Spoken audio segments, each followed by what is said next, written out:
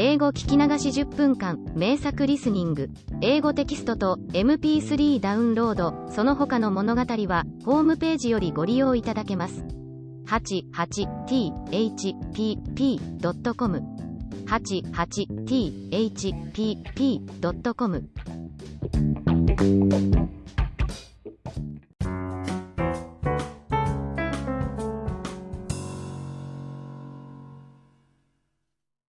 Briar Rose. A long time ago there were a king and queen who said every day, "Ah, if only we had a child." But they never had one. But it happened that once when the queen was bathing, a frog crept out of the water onto the land, and said to her, "Your wish shall be fulfilled. Before a year has gone by, you shall have a daughter." What the frog had said came true, and the queen had a little girl who was so pretty that the king could not contain himself for joy, and ordered a great feast. He invited not only his kindred, friends and acquaintance, but also the wise women, in order that they might be kind and well disposed towards the child. There were 13 of them in his kingdom, but, as he had only 12 golden plates for them to eat out of, one of them had to be left at home.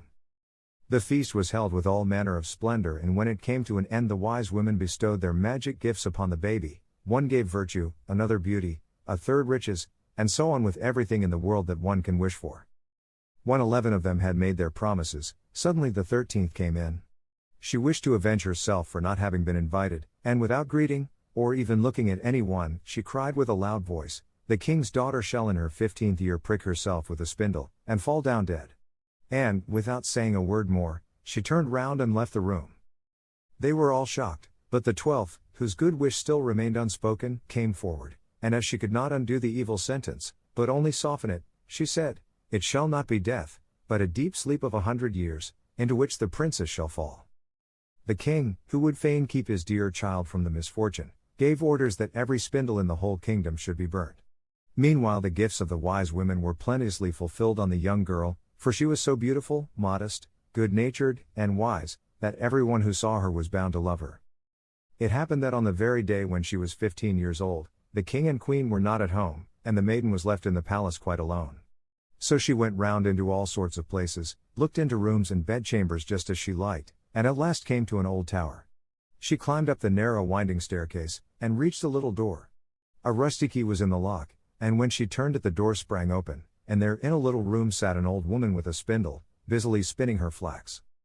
"Good day, old dame," said the king's daughter, "what are you doing there?" "I am spinning," said the old woman, and nodded her head. "What sort of thing is that rattles round so merrily?" said the girl, and she took the spindle and wanted to spin too. But scarcely had she touched the spindle when the magic decree was fulfilled, and she pricked her finger with it. And, in the very moment when she felt the prick, she fell down upon the bed that stood there, and lay in a deep sleep. And this sleep extended over the whole palace. The king and queen who had just come home, and had entered the great hall, began to go to sleep, and the whole of the court with them. The horses, too, went to sleep in the stable, the dogs in the yard, the pigeons upon the roof, the flies on the wall, even the fire that was flaming on the hearth became quiet and slept. The roast meat left off frizzling, and the cook, who was just going to pull the hair of the scullery boy, because he had forgotten something, let him go, and went to sleep. And the wind fell, and on the trees before the castle not a leaf moved again. But round about the castle there began to grow a hedge of thorns, which every year became higher, and at last grew close up round the castle and all over it, so that there was nothing of it to be seen, not even the flag upon the roof. But the story of the beautiful sleeping Briar Rose, for so the princess was named, went about the country, so that from time to time kings' sons came and tried to get through the thorny hedge into the castle.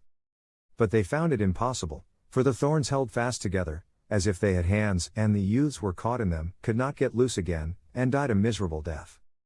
After long years a king's son came again to that country, and heard an old man talking about the thorn hedge, and that a castle was said to stand behind it in which a wonderfully beautiful princess, named Briar Rose, had been asleep for 100 years, and that the king and queen and the whole court were asleep likewise.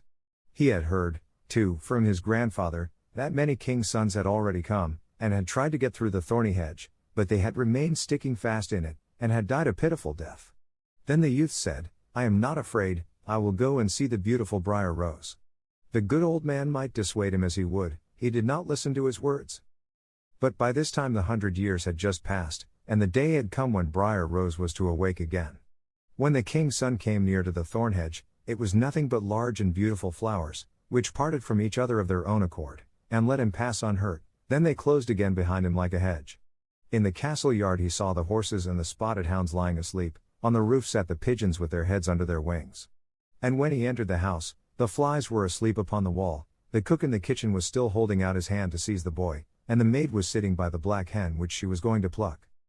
He went on farther, and in the great hall he saw the whole of the court lying asleep, and up by the throne lay the king and queen.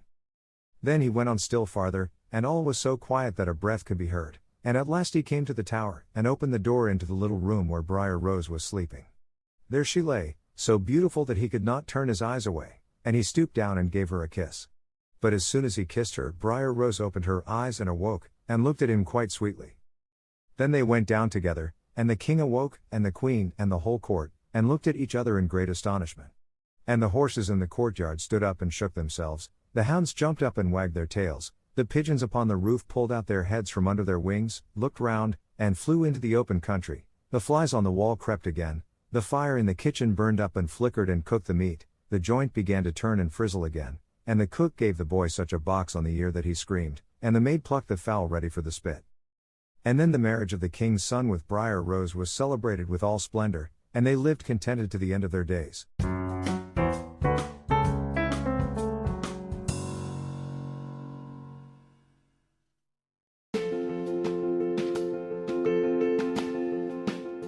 Audiobook, The Family in Kyoto, One Japanese Girl Got Freedom by Hidemi Woods on sale at online stores or apps. Apple Books, Google Play, Audible, 43 available distributors in total.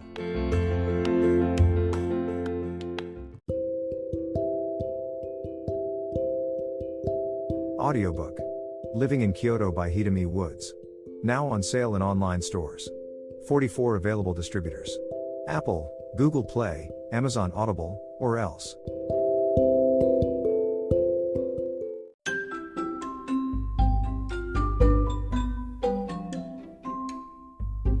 大好評。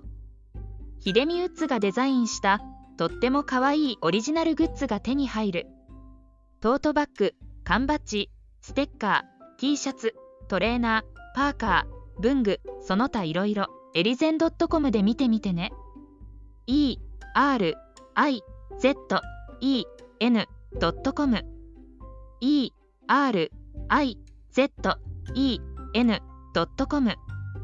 エリゼン .com。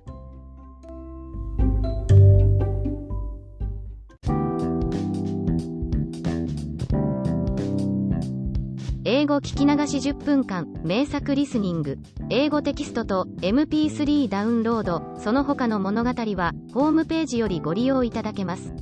88thpp.com 88thpp.com